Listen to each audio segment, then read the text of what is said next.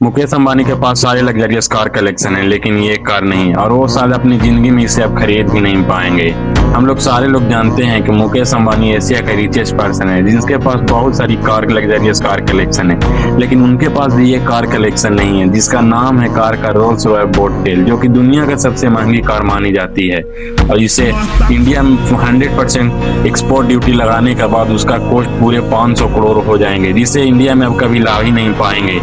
क्योंकि सिर्फ Rolls Royce वाले ने इसे 3 ही यूनिट बनाई है, और वो तीनों के 3 यूनिट बिक चुकी है। जिसके बाद वो चौथा यूनिट बनाने के लिए बोल ही नहीं रहे हैं रोल्स रॉयस वाले, जिसके बाद अब इसे मुकेश अंबानी भी नहीं खरीद पाएंगे चाह करके भी।